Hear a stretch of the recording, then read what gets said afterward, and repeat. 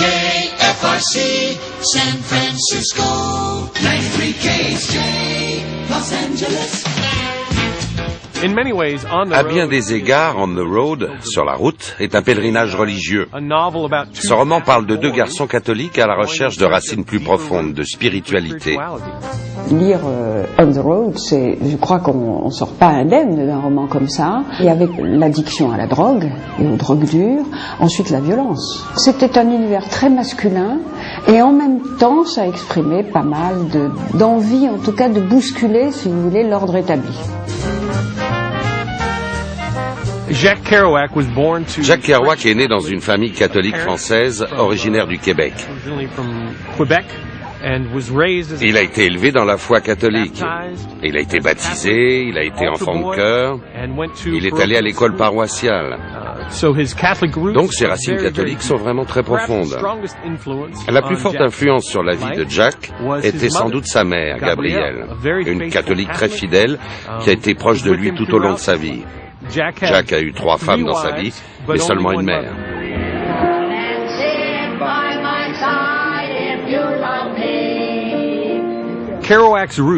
Les origines de Kerouac étaient très modestes. C'était une famille catholique pauvre qui venait du monde agricole.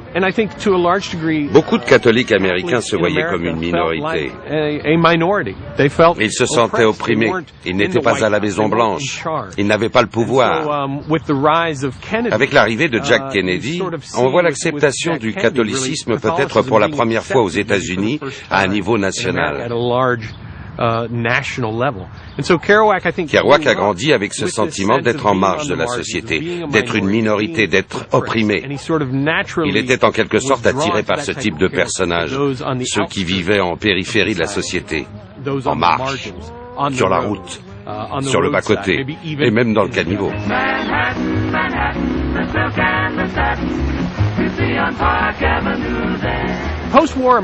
L'Amérique d'après-guerre était pleine aux as. Nous avions gagné la guerre. Les banlieues se développaient, les gens s'achetaient parfois 2 voitures, un nouveau garage, une maison de banlieue, un four, un living room, un canapé. L'Amérique d'après-guerre était une époque de croissance très rapide. Et Kerouac était le premier à comprendre les dangers de l'affluenza, l'abondance, qu'on pouvait souffrir de trop posséder. Donc pour lui, On the Road était une façon de rejeter la vente de l'Amérique par les publicitaires de Madison Avenue. Tout ce matérialisme qui était sur le point de s'abattre sur l'Amérique. Kerouac était sans doute le premier à voir qu'être riche n'était pas la façon de rendre une vie pleine. Alors il s'intéressait à ceux qui étaient peut-être pauvres dans les poches, mais riches dans l'esprit. De plusieurs manières, On the Road est une critique, un rejet des madmen, ces hommes en costume de flanelle grise qui apprenaient aux gens à acheter. Kerouac pense que la vérité n'est pas chez les gens aisés. Il veut fragiliser les gens aisés et mettre à l'aise les fragiles. 1, 2, 3 o'clock, 4 o'clock, rock. 5, 6, 7 o'clock, 8 o'clock, rock. 9, 10, 11 o'clock, 12 o'clock, rock. We're gonna rock around the clock tonight. Put your glad rags on. Join me home. We'll have some fun when the clock strikes 1. We're gonna rock around the clock tonight. We're gonna rock, rock, rock till broad daylight. We're gonna rock around the clock tonight. This is my classroom, and you're in it. And what I could teach you. First lesson is don't put in. Don't. Because you just flunk out for good. Si vous regardez les films des années 50, vous avez une image de la société américaine comme dans Confidence sur l'oreiller, entre Rock Hudson et Doris Day. Sous le vernis du confort des banlieues résidentielles, vous aviez Marlon Brando dans L'équipé sauvage, Paul Newman dans le rôle de Hud. Ce sont des rebelles, des outsiders, des gens qui rejettent le système. Et Kerouac a puisé dans cet esprit-là.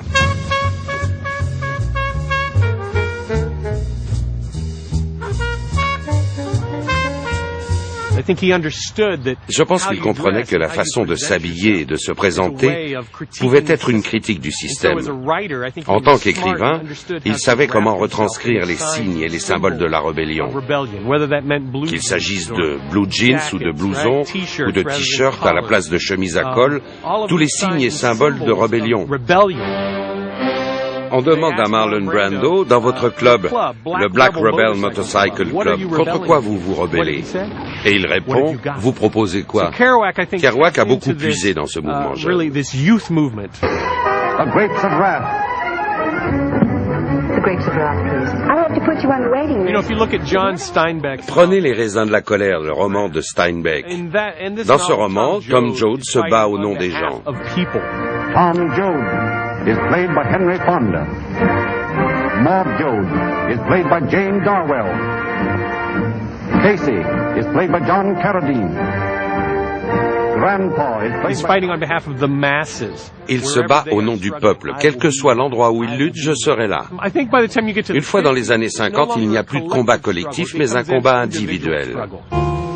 C'est une personne qui sort du système au lieu de le combattre de l'intérieur par des moyens politiques. Et on commence à voir la montée d'une contre-culture dans les années 60. Au lieu de choisir de se battre en suivant les voies classiques, on voit des personnes s'éloigner tout bonnement de l'engagement et du combat.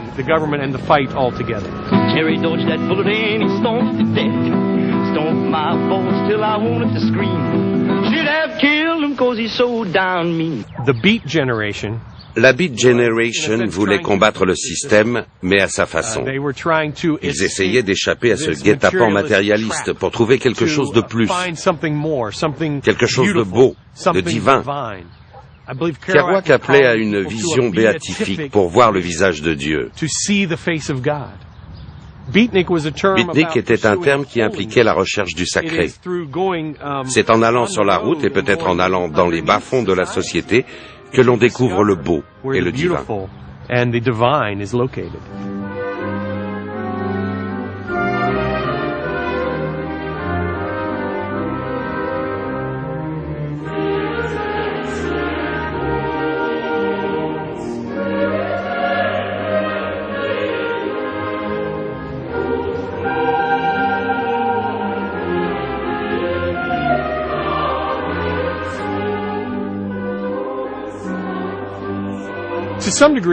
D'une certaine façon, le mot beatnik a été associé à Sputnik. C'était une façon de parler de la Beat Generation comme étant un mouvement communiste et anti-américain. Kerouac rejetait vraiment ce terme de beatnik. Ce n'était pas du tout la façon dont il voyait les choses. Les beatniks n'étaient pas pour lui censés être des hippies. Ils n'étaient pas censés être contraculturels. Ce n'était pas un terme marketing, une marque, des vêtements ou un béret que vous porteriez, ni des bongos. Cette commercialisation du terme beatnik dégoûtait Kerouac. Il la rejetait entièrement. À cette époque, il y avait un show télévisé de G. Krebs, Bobby Gillis. C'était des beatniks dans une sitcom, ce qui était en opposition totale de tous les espoirs de Kerouac pour le mouvement. Let's go.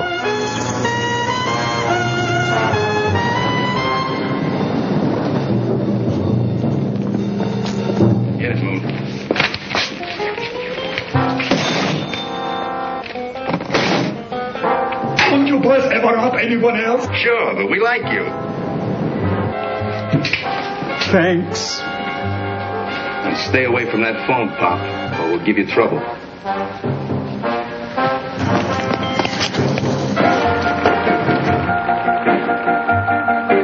Leave it alone. You'll get it later. Oh, honey, I was just looking for some change for the jukebox.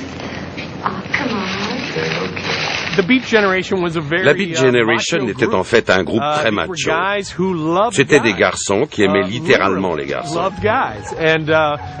Et ils avaient un appétit très sexuel, très gourmand. Ils se voyaient comme l'idéal le plus beau. Il y avait des femmes autour d'eux, mais je crois qu'ils élevaient leur propre beauté à un rang plus élevé. On le voit clairement dans leurs livres. Et dans On the Road, c'est vraiment l'histoire des gars qui partent vivre cette aventure. Les femmes, pas si importantes, peut-être une femme mexicaine ici ou là, mais il n'y avait pas de place faite aux femmes comme idéal sexuel. Avec le recul, il est intéressant de voir que beaucoup des plus grandes stars des années 50 étaient des hommes comme Montgomery Clift ou Rock Hudson. Ces idéaux masculins cachaient souvent une forte tendance homosexuelle. À une époque où l'Amérique était plus conservatrice et puritaine, les stars d'Hollywood faisaient quelque chose de beaucoup plus subversif et envoyaient un message différent au public de ce qu'était vraiment la sexualité masculine aux États-Unis.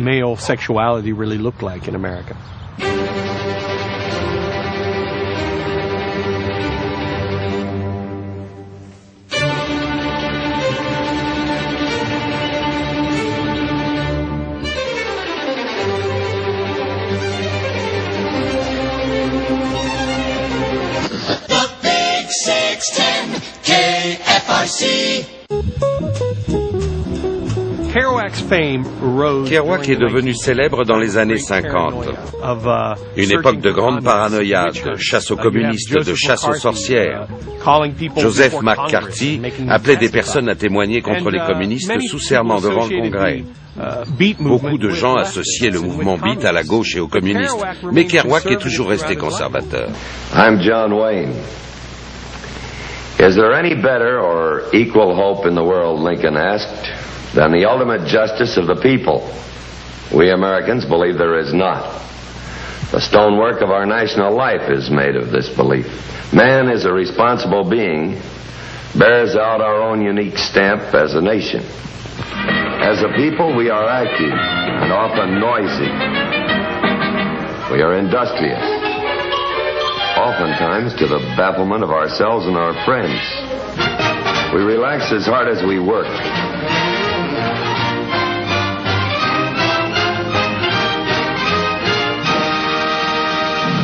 We are proud. We are sentimental. Beauty is of national concern to us. For some of us, its pursuit is a deadly serious pastime. D'une certaine façon, il aurait même pu être d'accord avec McCarthy. Il voulait d'une Amérique forte qui défende la liberté. Le plus ironique est que Kerouac et le mouvement Beat soient associés aux communistes, alors qu'en fait, il était remarquablement pro-américain et conservateur.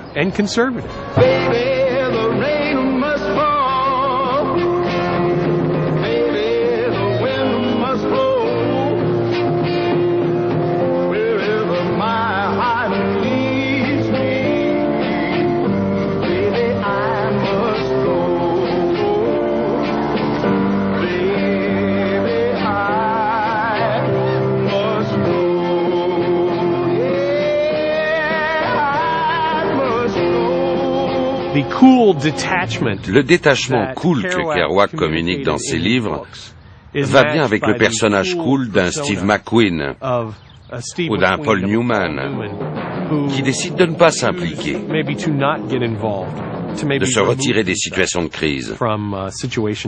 C'est une idée différente de l'héroïsme américain.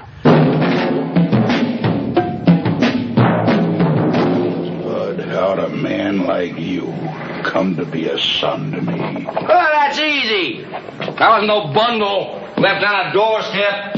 Wasn't found in no bulrushes. You got the same feeling below your belt as any other man. So you got stuck with me for a son.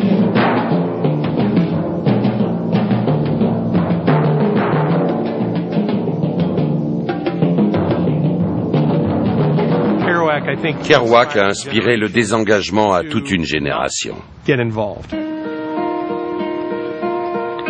Hello, darkness, my old friend.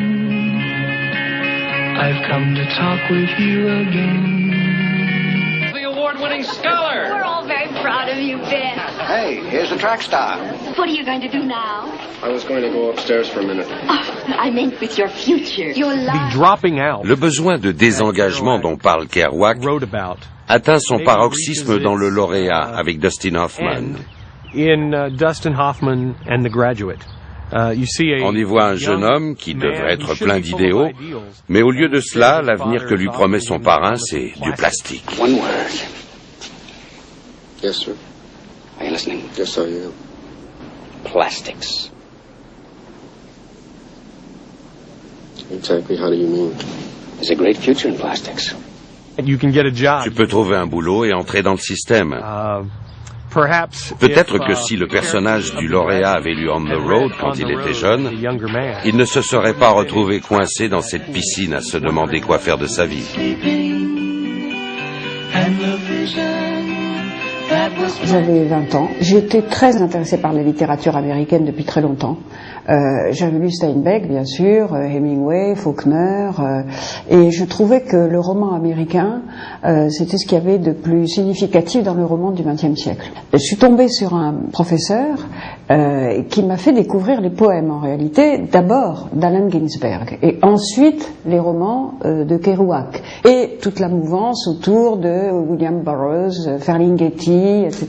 On était juste avant mai 68 en France. Nous, les jeunes, nous avions l'impression d'être dans une société absolument corsetée, rigidifiée, dans lesquelles des aspirations à la liberté, tout simplement, n'étaient pas entendues.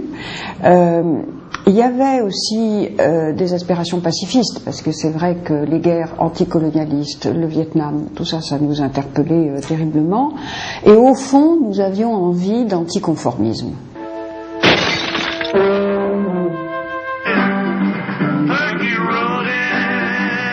Its name is Petulia.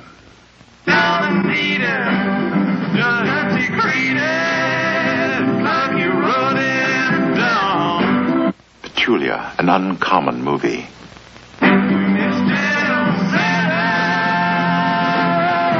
Petulia, it starts in the middle. Oh, excuse me. Excuse me. It moves towards its end and its beginning at the same time.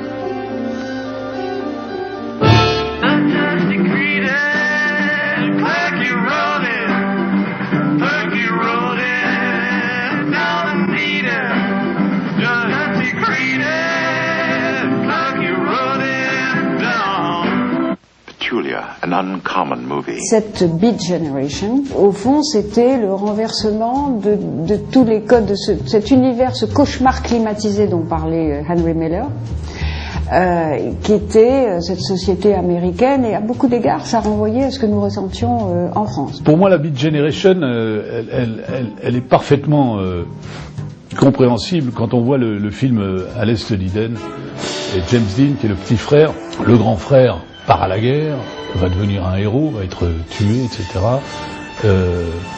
Et le petit frère, lui, il est juste un peu trop jeune pour faire la guerre.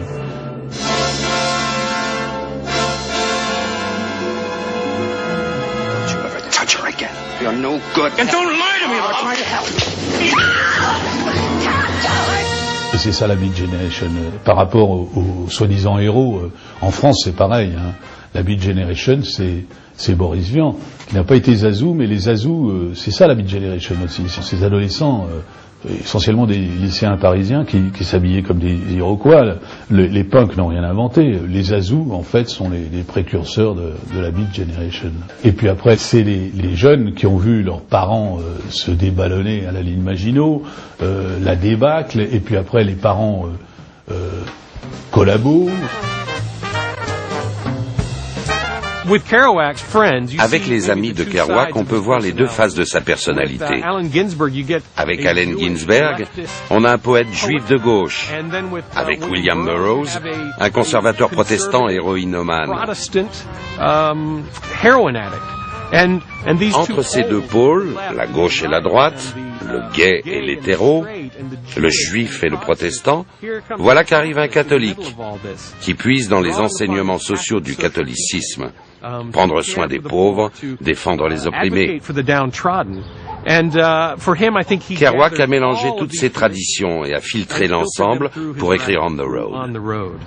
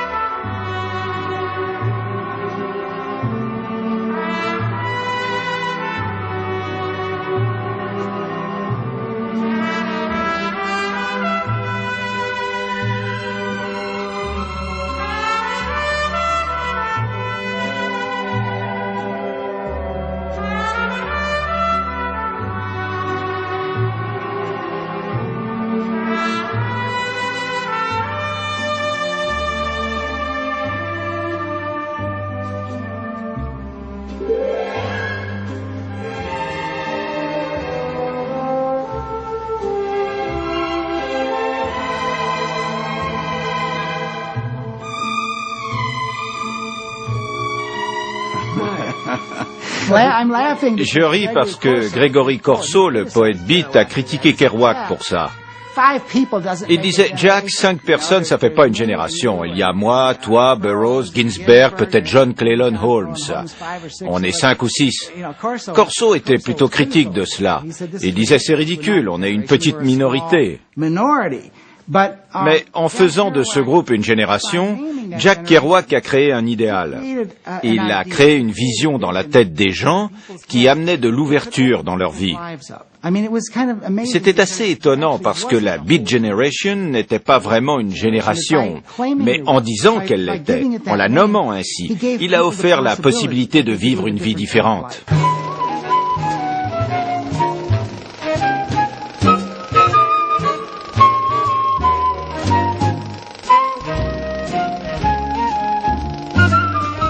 Dans ces poèmes d'Allen Ginsberg ou les livres de Kerouac, il y a beaucoup des grandes tendances que nous allons voir dans la fin du XXe siècle et même au début de ce siècle.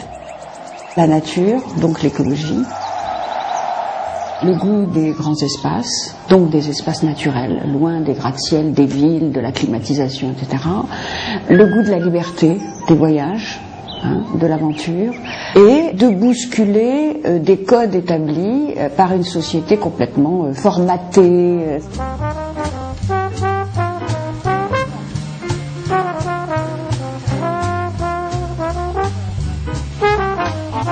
Je me souviens en 1972, la plupart des livres de Kerouac n'étaient plus en vente aux États-Unis.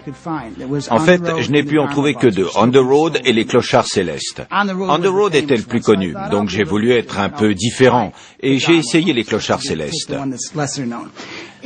J'ai commencé à le lire et dès les 5 premières pages, j'ai été assommé. J'ai simplement été assommé.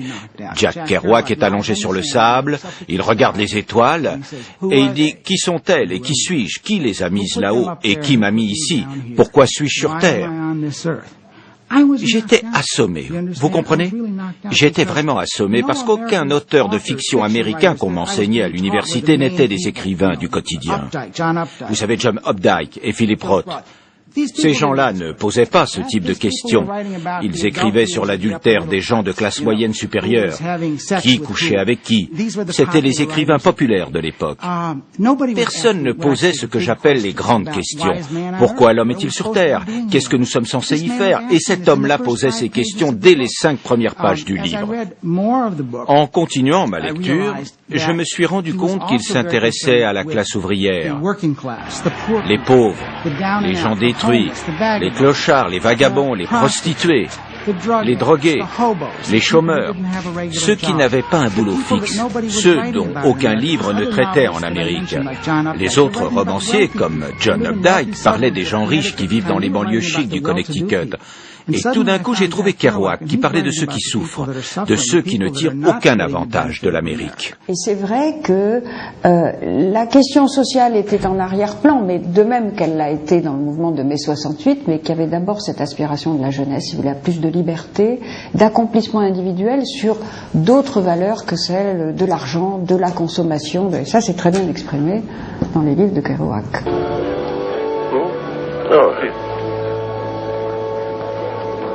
Careful.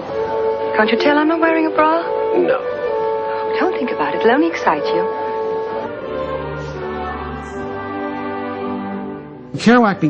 Kerouac a commencé à lire des auteurs français comme Rimbaud et Baudelaire. Ils lui ont montré que l'écrivain ne doit pas juste parler des gens bien, des gens gentils. On peut parler de la décadence, de l'illégalité, des hors-la-loi.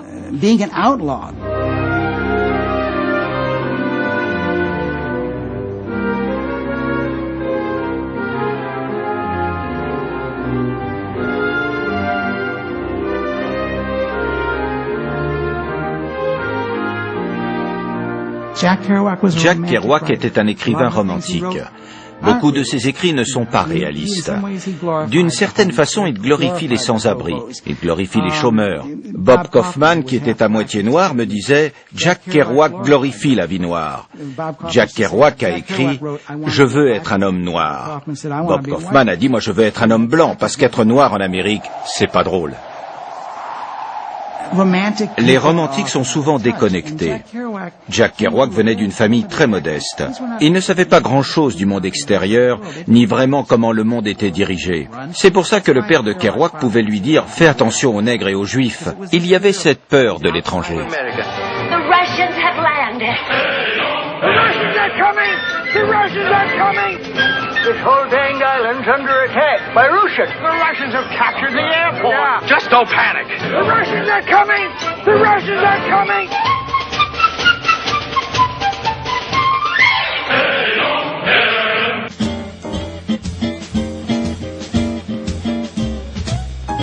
Allen Ginsberg était beaucoup plus sophistiqué.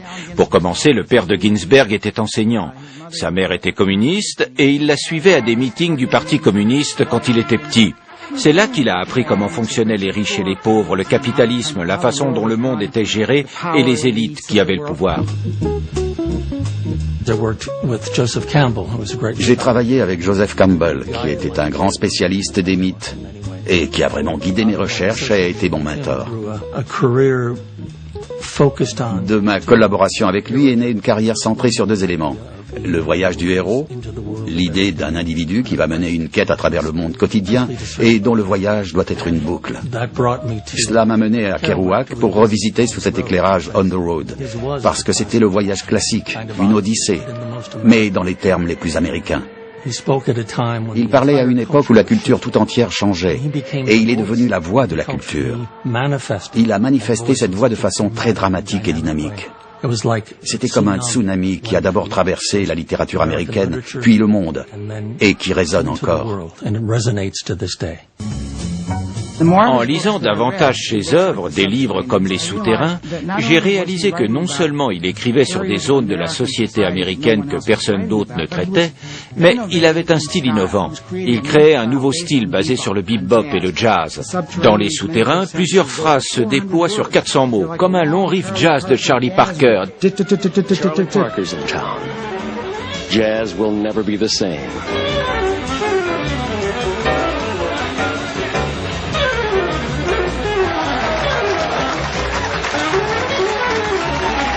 Bien sûr, ça a eu un impact sur son écriture, parce qu'il a réalisé que si on peut enfreindre les règles en musique, pourquoi ne pas le faire en grammaire?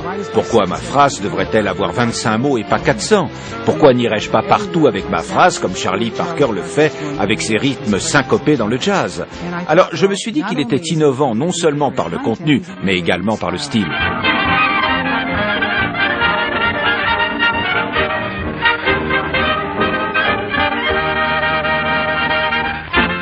En 1940, lorsque Jack Kerouac est venu à New York pour la première fois, il a commencé par aller dans les petits clubs de jazz de Harlem pour écouter une musique très innovante pour l'époque. Lester Young, les débuts de Coleman Hawkins et du bebop.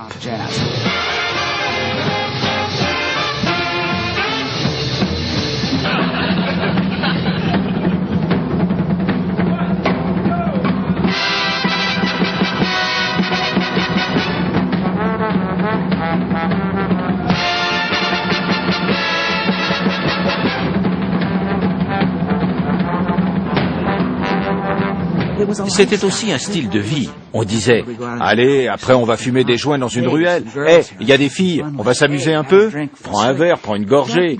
Jack s'est rendu compte que cette communauté noire autour du jazz était aussi une façon de vivre, une façon non seulement d'apprécier la musique, mais d'apprécier la vie. There's honey in the honeycomb. There's sugar in the cane. There's oysters in a real oyster stew and bubbles and sweet champagne.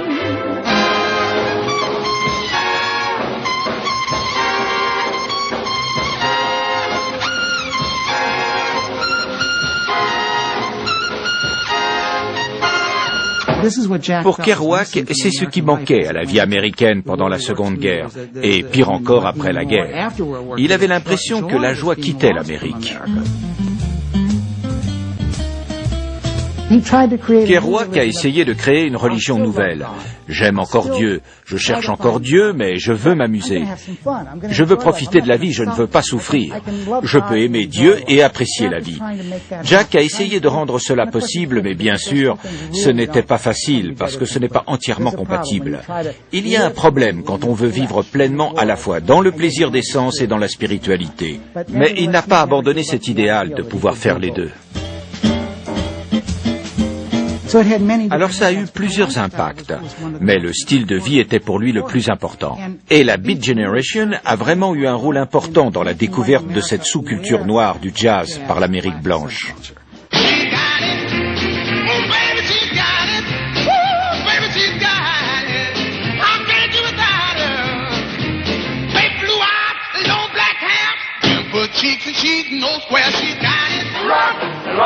Rock around the rock pile. Don't you set my blues with you. Blue Monday, how are you, Blue Monday? Rockin' is our business, and rockin' is what we do. Oh yeah, rockin' is our business, and rockin' is what we do. Oh yeah, come on everybody, we want you to rock with us too. You tell now we've got Don Sack, Henry on drum, Jimmy on bass, Gene on piano.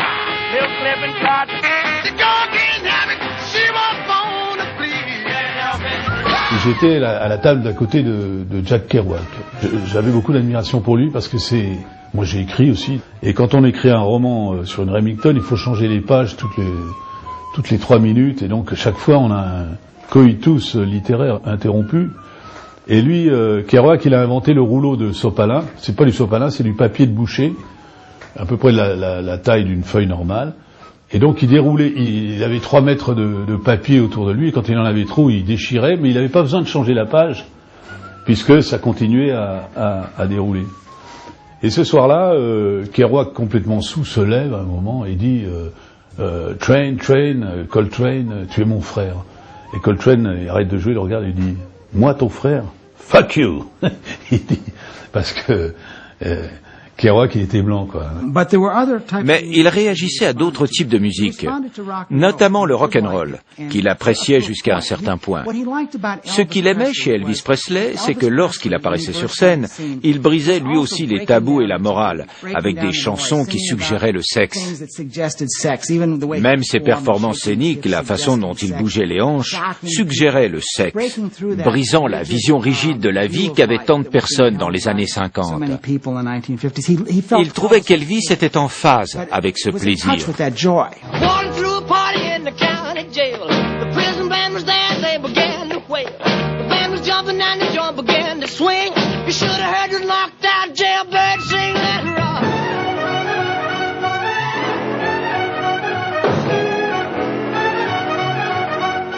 Celui que Jack Kerouac aimait vraiment dans la musique populaire, c'était Frank Sinatra.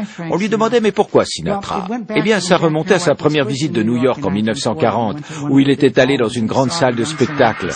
Il a vu le jeune Sinatra chanter pour la première fois et il a vu l'excitation qu'il générait auprès de milliers de personnes.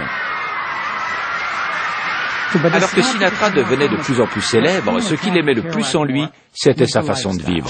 You treat a dame like a lady and treat a lady like a dame. She gets too hungry for dinner at 8. She likes the theater, never comes late. She'd never bother with people she'd hate. That's why the lady is a tramp. Kerouac s'intéressait au mythe de l'Amérique. C'est ce que je disais. Certains beats sont devenus très anti-américains comme Ginsberg. Mais Kerouac aimait l'idée que n'importe qui, un pauvre gamin italien du New Jersey, un pauvre gamin français du Massachusetts, pouvait devenir riche en Amérique, monter en limousine, avoir à chaque bras une jolie blonde en manteau de fourrure. Et bien sûr, Sinatra en jouait jusqu'au bout. Jack Kerouac rêvait d'être comme ça, le pauvre gamin qui réussit, qui a une vie de rêve et qui profite de l'Amérique. L'Amérique, c'est une histoire de plaisir. Et c'est triste parce que Kerouac n'a jamais réussi. Il a gagné un peu d'argent, il a acheté une petite maison à sa mère à Long Island, puis les terribles attaques contre lui ont commencé et ses livres n'ont plus été imprimés. Il est mort pauvre avec $91 à la banque.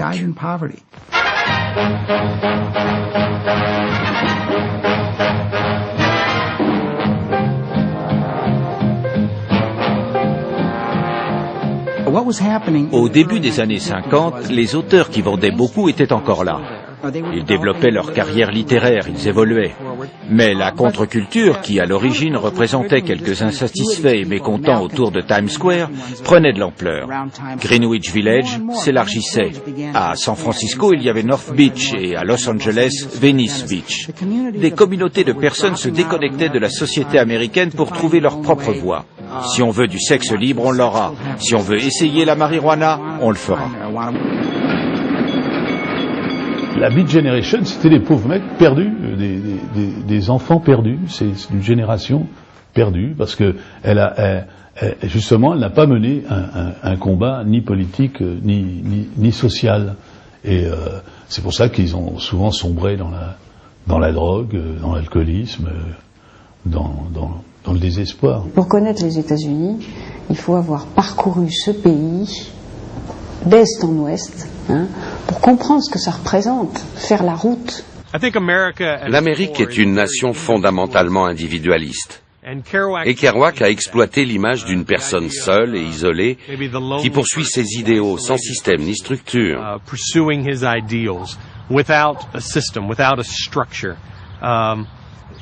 Nous voulons pouvoir errer librement, autonome et sans engagement auquel il faudrait répondre. On le voit dans On the Road. Je vais juste monter dans la voiture et partir. On le voit dans Easy Rider. Je vais juste monter sur ma moto et partir.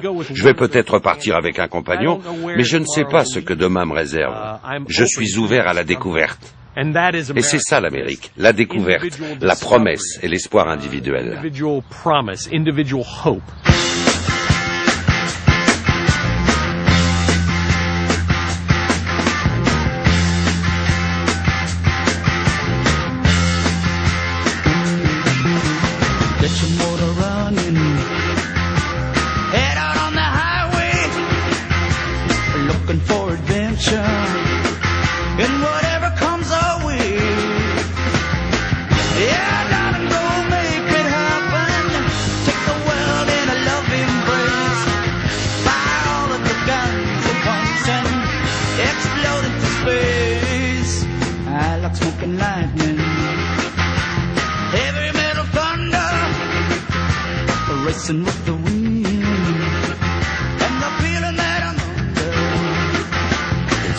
C'est juste deux gars qui voyagent dans l'ouest de John Ford en direction de l'est. J'ai dit, j'adore ça. Where the trees have leaves of prison and Le voyage vers l'Est, c'est cool. On va faire ce voyage. On va regarder l'Amérique. Mais on va pas pouvoir faire ceci, cela, etc. J'ai commencé à écrire à 1h30 du matin à Toronto. Et j'ai terminé vers 4h30. Donc à peu près 3 heures plus tard. J'avais l'histoire tout entière dans la tête. J'ai donc téléphoné à Dennis Hopper et je lui ai dit, voici l'histoire. Il a répondu, c'est super, qu'est-ce que tu veux en faire? J'ai dit, tu mets en scène et je produis. On écrira tous les deux et on jouera dedans, ça fera des économies. Tu veux vraiment que je fasse la mise en scène, mec? T'es sérieux? Oui, bien sûr. Tu as la passion, tu maîtrises la forme, la substance et le cadrage. Moi, je ne maîtrise pas encore. Je suis encore en train d'apprendre des grands cinéastes. Cocteau a dit que l'art, c'est 98% d'accidents, 1% de logique et 1% d'intellect. Dennis m'a dit, je suis vraiment content que t'aies appelé, mec, parce que tu sais, je t'aurais plus jamais parlé. Ça, c'est Dennis. En fait, il m'avait dit qu'il ne me parlerait plus jamais. Et ça aurait sans doute été le cas s'il n'avait pas appelé pour Easy Rider. Et qu'ils se rendent compte que ça pouvait être un gros succès. L'idée pour nous était de faire un succès commercial. This used to be a hell of a good country. I don't understand what's going on with it. Ce pays était sacrément bien, je sais pas ce qui lui est arrivé. Moi, je sais ce qui lui est arrivé. Tout le monde a eu peur. Ils ont peur de nous. Non, ils ont peur de ce qu'on représentait. Parce qu'ils parlent encore et encore de liberté. Mais s'ils voient quelqu'un de vraiment libre, ça leur fait peur. Et ils vont vouloir faire quelque chose pour changer ça. Oh, they're not scared of you. They're scared of what you represent to them. Amen. Oh, we represent to them, man, as somebody who needs a haircut. Oh, no. What you represent to them is freedom. Je me suis rendu compte en filmant la scène de discussion près du feu que c'était la fin des hippies. Les beatniks, des gens comme Allen Ginsberg, avaient passé le relais à Bob Dylan. Alors Dylan est devenu le nouveau porte-flambeau.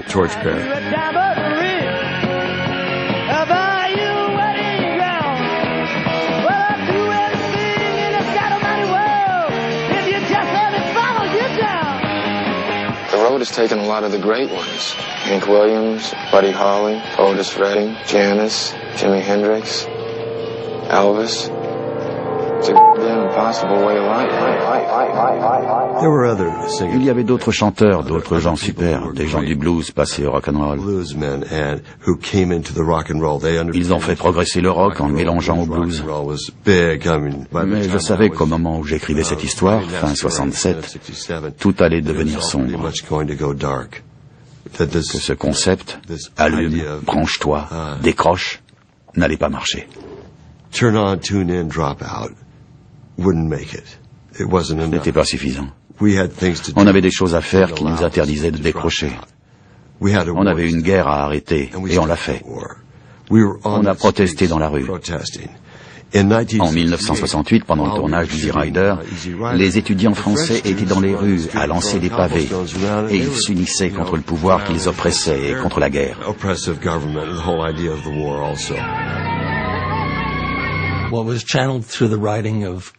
Les écrits de Kerouac et de ses contemporains canalisaient un mouvement puissant vers la spiritualité, au sens américain du terme. Tout ça s'est développé en quelque chose de séduisant et presque grotesque qui a échoué. Ce mouvement n'est jamais devenu ce qu'il avait promis d'être. On aurait raison de le placer sur une étagère comme un bout d'histoire, avec ses grands moments de puissance littéraire, mais sans effet pratique sur le cours de l'histoire. Les États-Unis, c'est une société très ambivalente. Je veux dire, c'est une société où on mène le débat. C'est une société où il y a une grande tolérance quand même vis-à-vis de beaucoup d'opinions, en même temps qu'une grande violence. Une société de contraste. C'est le pays le plus divers qui soit. Et il y a quand même maintenant plus de 30% de la population qui est hispanisante. Et quand tu atterris à Miami, les annonces se font d'abord en espagnol. C'est comme si à l'aéroport de Marseille, les annonces se faisaient d'abord en arabe. Et je trouve ça vachement bien. Los Angeles.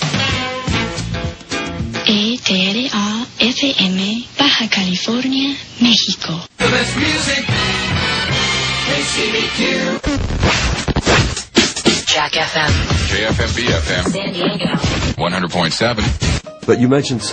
Vous avez parlé des anges sauvages, ou quand on demande à mon personnage « Que voulez-vous ? Que défendez-vous ?» Il répond « We don't want nobody telling us what to do. We don't want nobody pushing us around. Just what is it that you want to do? We want to be free to ride our machines without being hassled by the man. And we want to get loaded. Oh, no, preach. Not children of God, but hell's angels. On veut faire la fête, on veut passer du bon temps. On veut se droguer et boire de la bière. On veut s'éclater. C'est exactement ça qu'on disait. Il n'y avait rien derrière cette apparence de rébellion.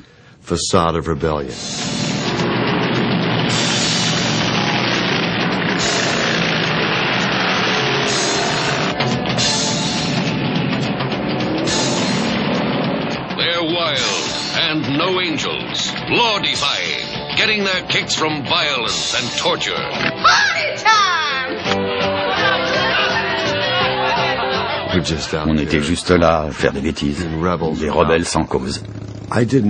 Et ça ne me gênait pas tant que ça, parce que si on fait un film sur les anges de l'enfer, il y a déjà un message. Qu'on veuille faire vraiment la révolution ou pas n'est pas la question. Mais j'ai fait exprès d'inclure plusieurs moments qui expliquent que ce que nous faisions en tant que groupe de motards n'était rien de plus que nous rassembler, montrer nos nouvelles fringues, nos motos,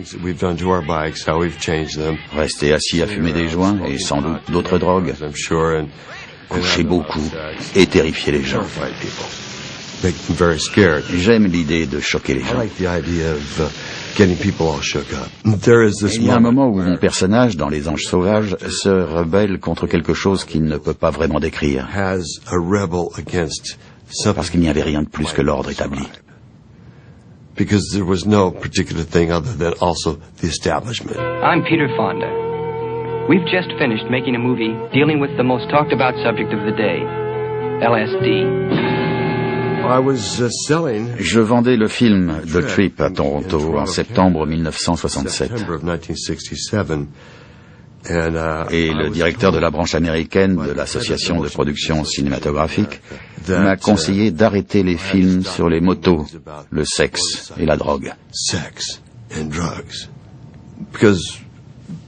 Les Anges Sauvages parlaient clairement de motos, de sexe et de drogue.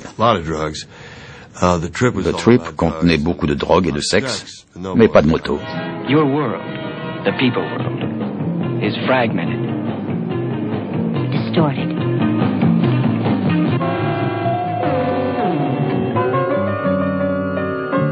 Passion is a rainbow of ecstasy. La drogue a eu de plus en plus d'effets. Et la cocaïne a eu le dernier mot. La cocaïne et l'avarice.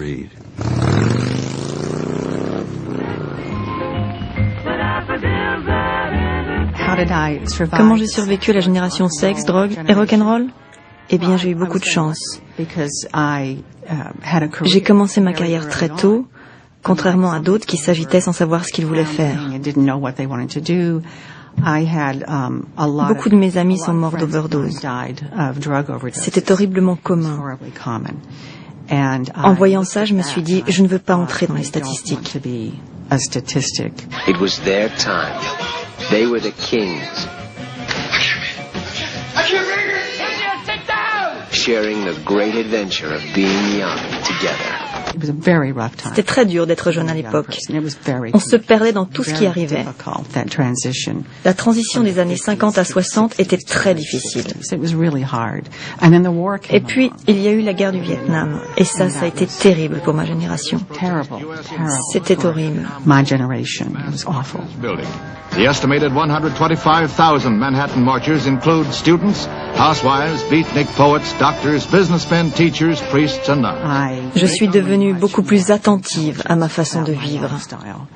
Big Wednesday, the story of a generation, of every generation. Growing up, leaving home, Peggy, mon personnage dans Graffiti Party, était enceinte. Elle devait trouver le moyen de faire vivre son enfant. Ce sont des choses que fait toute femme adulte, responsable et moderne, mais elle ne pouvait pas compter sur un homme.